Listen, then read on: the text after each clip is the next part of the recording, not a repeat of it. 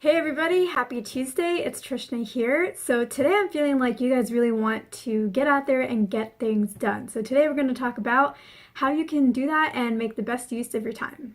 So before you start planning your day or listing out your to-do list, I would say that the first thing that you should do right now, especially if you're feeling incredibly overwhelmed by all the things in your head that you think that you should be doing and trying to figure out which ones of those things you should be doing, what should you be prioritizing, how do you make the best use of your time?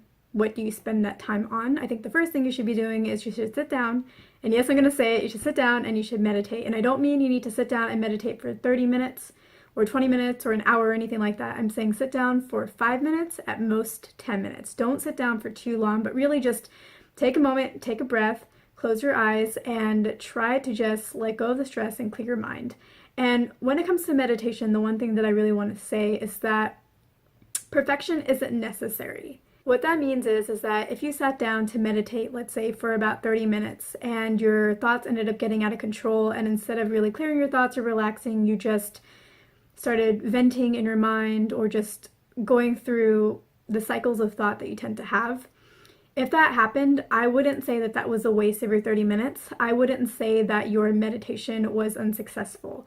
Because when it comes to meditation, it's not about the perfection. It's not about getting it right necessarily. It's about the effort and the intention that you put into it. So if you sit down with the intention to clear your mind, if you sit down and put in the effort and you try to clear your mind, yes, that day you may not be successful, but as you continue to practice the meditation, you will become more and more successful. It will become a lot easier. Okay, so you're going to sit down and you're going to meditate for 5 minutes, at most 10 minutes, and just sit and try to clear your mind, and you don't have to aim for perfection. Now, the reason why you're going to be doing this is because it's going to, one, help you start calming your mind a little bit. Again, you're not aiming for perfection. And the other thing is that when you calm your mind, the things that you really need to get done are going to be the things that come to mind first. Your biggest priorities are going to be the ones that come to mind after that 10 minutes or even during that meditation as to what you really need to do, what's the most important thing that you need to do for today. Once you're done meditating, write down the top few things that come to mind that you have almost an emotional, like negative emotional reaction to. It's like the thing that worries you, it's the thing that stresses you out, it's the thing that you're like, oh my God, I need to do that. Write those things down. Those should be the things that come to mind first because you cleared your mind, and so they're going to naturally rise as to like what you really need to do, like what's most important for you, your projects, and also your personal energy and direction in life. You should really only have about 3 things on that list. I wouldn't list out more than 4. I would just keep it down to 3 and stick with that. Anything else that comes to mind after that, put on a separate piece of paper, and you can list out as much as you want and get it all out of your head. But once you're done listing all those other things on that separate sheet of paper, go hide that piece of paper. Don't look at it because it doesn't matter. And really don't look at that list and if you have an inkling to do that, remind yourself that you're not here to do everything, you're here to be successful. And that's why you only need to focus on the first few things that came to mind because those are the most important. That is what came first when your mind was clear or trying to be clear. That's what you feel the most emotional reaction to because it is what is most important for you at this point in time. Okay, so now you're just focusing on that list that only has like 3 items on it, maybe 4.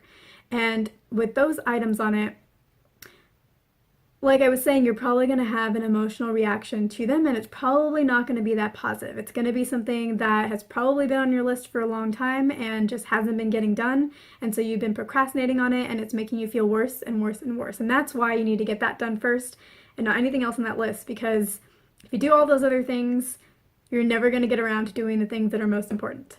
So you have this emotional reaction to this list of items that you really need to do. You know you need to do them.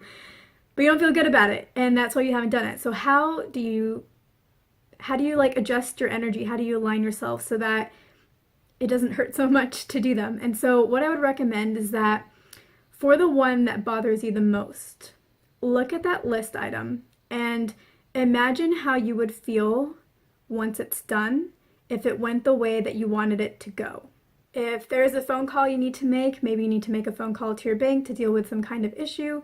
Think about how you would feel once the issue was resolved, how you feel once you know that your money is in place and it's in order. If you need to be working on your taxes or doing some kind of accounting, think about how you'll feel once you get that return afterwards and how you won't have to worry about it, and how once a deadline comes around, you will just be like, oh, I already did that. Like, it's one less thing that I need to worry about. If it's something like grocery shopping, think about how good you'll feel to have a full pantry and a full fridge and know that you have access to food that you really enjoy right when you need it. And just that feeling of like comfort of knowing that you have food there with you. If it's something like laundry, think about how nice it'll be to sleep in like clean sheets, or to wear like clothes that are fresh out of the dryer that feel warm and they feel soft and they smell nice. Just think about how good it would feel once the activity is already done.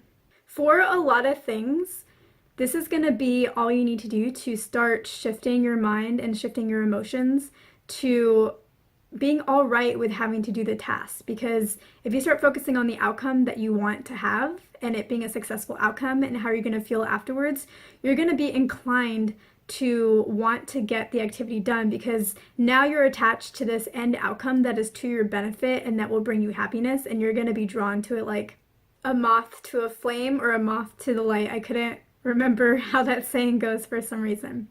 So for a lot of items, that's gonna be all you need to do is think like that, and it'll switch you and you'll go and you'll get it done and you'll feel good about it, and you'll feel even better when it's all done. You'll feel that sense of accomplishment, that sense of being able to cross that thing off your list, that sense of relief that comes with no longer having that problem in your life. So think about that as well if you're trying to think about how I'm going to feel afterwards.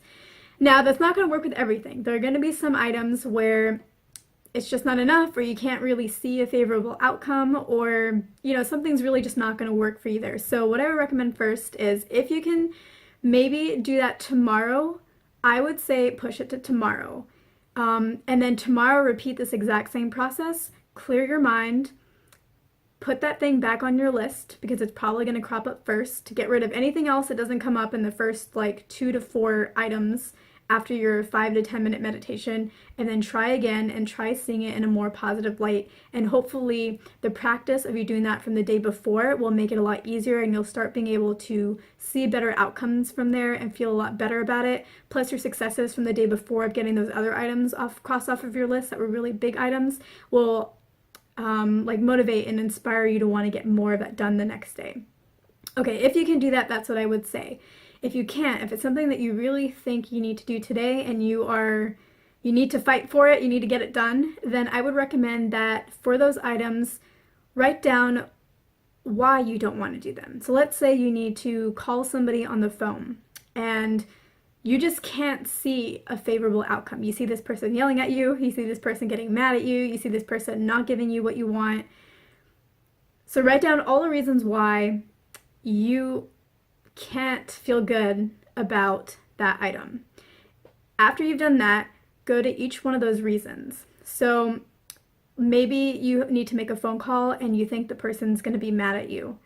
So in a lot of cases, let's say you're calling the bank and you think that they're going to be irritated with you because you've called them too many times.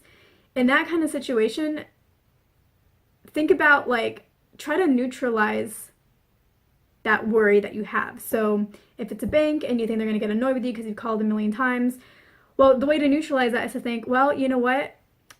They are my bank. They do have my money. And should it really matter to me that they're getting annoyed? Should that really be my problem? Because I should be able to call as many times as I want. And then you can also think, if they get annoyed, I could always ask to speak to somebody else, and hopefully either that person will adjust their attitude and be a little bit friendlier, or I'll get somebody else who would probably be a lot nicer to me. Or you can write all of these down. So those are 2 options, 2 ways to neutralize it. And the third one is, who really cares if they're annoyed? Am I really going to let one person on the phone that I just need to get something done with affect the rest of my day? Am I really going to allow them to keep me from getting my activity done that's really important to me, or my business, or my career, or my life, or my family? Should I really let that one thing stop me? It really shouldn't be. I'm turning it from a molehill into a mountain.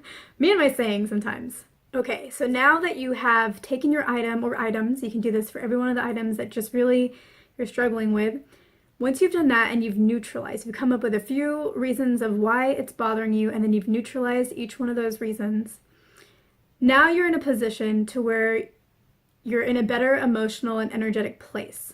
When you were really struggling with it, you couldn't see a better outcome because you just weren't in that place. You weren't in the same spot. You were here, which is where the problem or the issue is. And the nice outcome is over here. And you couldn't make that jump, so you had to find a middle ground that's neutralizing the situation. You're here, you're a lot closer to being able to see a solution, see things going well for you, and you're closer to this energetic location, this energetic place. Okay, so now you are halfway. So you are now in a better position to be able to see a happy outcome. So now that you're in this neutral place where you can start seeing solutions, for every one of those reasons that you came up with for why you don't feel good about doing that task, now it's time for you to think about how you can make the scenario better, or what the solution might be. So in the case with the bank, you have to call them because there's an issue. You feel like you've been calling them over and over and they're not really very nice to you when you call them. So a solution to that, which was something that we already talked about when we talked about like breaking it down, but you could ask the person if you could speak to somebody else, or ask them if they could recommend someone else that you can talk to, or just ask them to put you in touch with somebody else. And that way you have a better shot at talking to somebody who could be more pleasant, in a better mood, and that way your problem is basically solved. And that's one way that you can think about your conversation going better, where you're saying, hey, like, could you put someone else on the phone that I can talk to? And then you basically can envision now a better scenario because there's somebody else in the picture who could be a lot nicer to you in your conversation. Okay, but what if you ask the person if they could put you on the phone with someone else and they're like, no, you got to talk to me? Or what if you don't really feel good about doing that? What if you feel like that would be another thing that would make me want to procrastinate on this? So the other thing that you could do is you could be the positive person in the situation and understand that they're just not in the right mood for whatever reason. You don't know what's going on in their life. Maybe something's happening with their child. Maybe something's happening at work. Maybe you don't know what's going on. Maybe somebody in their family passed away and they're just not having it right now, and they're having a human reaction, and you as a human can relate to that. So maybe like your solution in this case would be to be extra nice to them, be appreciative of them. Even if they're not being that nice to you, just say thank you. Thank you for helping me out here, and I really appreciate that you're doing this. And just say like nice things whenever it makes sense. And that way, like, one, you could actually improve the mood of this person, and then they will realize like, oh, and they'll kind of let go and they will respond back to you in an appreciative way. Or at the very least, you will feel good about yourself for being the bigger person, and because you're sharing appreciation towards somebody, that kindness is a feeling that will start to take over your emotions in that moment, no matter how they react, and you will naturally just feel kinder. And basically keep neutralizing and then finding that solution until you're able to envision a better outcome for that situation and really get emotionally on board with doing the activity and feeling good about it. And then you will be motivated and inspired to want to go about and actually complete that activity. And remember what I said when we talked about the meditation, about how it's not about perfection, it's about the intention and the effort that you're putting in from a mental perspective, a mental decision to meditate. That's the exact same thing with actions as well. It's not so much about the perfect solution. It's not so much about the solution working out exactly how you wanted to in that moment. It's about you putting forth the mental intention for things to go well, and you putting forth the mental effort of trying to find a solution and creating that energetic undertone that will carry your action forward in a more positive way. When it comes to the physical and the spiritual, both are very important. And like I always say in all my videos, we're aspects of both. We are both. And it's really important to honor both sides of us. But one thing to note is that when it comes to the spirit, the energetic side, the power is really there. The power, that's where all the power is. The intention and the energetic effort that you're putting in. And that is where that's really where the effort needs to be put. And then the action is what we see on the surface, what we think is where all the power is. But that action, how that action happens, how that scenario plays out, is all based off of the intention and the energetic undertone that it's riding on top of. So that's what I'm gonna say about that, is put your head in that kind of place. And as you continue to practice this, those scenarios are going to start working out better and better for you, and it's going to be a lot easier to do your tasks, because those phone calls, just naturally with you being in that solution mindset and just seeing the positive outcome that you want and just playing with it. Why is this task bothering me? Here are all the reasons. How do I neutralize it? How do I make my peace with it? Why is it not a big deal? All right. What solution can I envision? How can I make this whole scenario better? That whole process, a whole mental exercise, is creating the energetic undertone, and that energetic undertone adds up and adds up and adds up. And anytime you have to make a phone call, each one's going to get better and better. You're going to have better and better outcomes just naturally, until you reach a point where most of your phone calls are going to be great. They're going to be awesome. And that's not going to be an issue for you going forward. It's just going to be something that feels more natural to you. So if you really want to get something done and you're wondering how to make the best use of your time, these are my recommendations. I really don't think that you need to be fighting with yourself to get things done, to get things accomplished. I don't think that being extremely busy is that impressive. I know a lot of people like to pretend to be really busy and have like all these to-do lists, but I mean, is that really impressive, or do you just not know how to manage your time? And isn't life supposed to be about play as well? So that's why I really like the approach of really prioritizing, focusing on the few things. I don't know if you guys have ever watched Brian Tracy, but I think it was him who wrote this article about how you need to eat your frogs first. So he said, whenever you build out your to-do list for the day or the week, you need to think about what are those top items. And that's what I was talking to you guys about when we talked about the meditation. You meditate, clear your mind. It allows you to start thinking strategically. It aligns you energetically, and what is most important will come to the surface, and it will come with an emotional reaction. So that will give you those frogs. That's what he calls them. The things that you really have to do that you don't really want to do, but you need to do them, and they've probably been on your list for a long time. And he calls them frogs because you generally don't want to do them. And he says, always eat your frogs first. So the theory behind it is that if you had to eat a frog in a day, by the end of the day, you had to eat it. If you waited till the end of the day to eat it, you would have a terrible day, because all day long you'd be thinking like, I have to eat this frog all day long. You'd just be on your mind. You just couldn't enjoy your day. But if you ate it first thing, got it done, out of the way, you could go off and enjoy the rest of your day and do whatever else you wanted, and that part is over. So that's why you want to do those things first. And then he says, if you have to eat 2 frogs, eat the uglier one first, the bigger one first. So yeah, really it's just emphasizing that you need to focus on what is giving you that emotional reaction first. But in addition to my feeling of we shouldn't just always be busy, and I think it's a lot better to prioritize and focus on what's important and not just everything. In addition to that, I also don't think that your to-do list should be this terrible list of frogs. I think that there are ways to perceive what you have to do in a way that can make you excited to do them, or inspired to do them, or at least feel neutral about doing them. I don't think it's really productive to always be in a state where we're having to do things and we're not feeling good about them. Which is why, in addition to the 2 frogs, I include the meditation, which is about aligning you, helping you think more broad-minded, and then I like to neutralize, or I like to perceive how things are going to go in a positive way and see that better outcome. And if I can't do that, I don't just want to dive in and just do the task anyways and force myself. I at least try to neutralize it and then think about solutions and allow that to help me see a better outcome for myself, and then feel better about the things that I need to do. And I've mentioned how there's like the 2 sides, like I was talking about. There's a physical and the spiritual side, and both need to be honored. And part of the spiritual side is honoring the timing of everything. And sometimes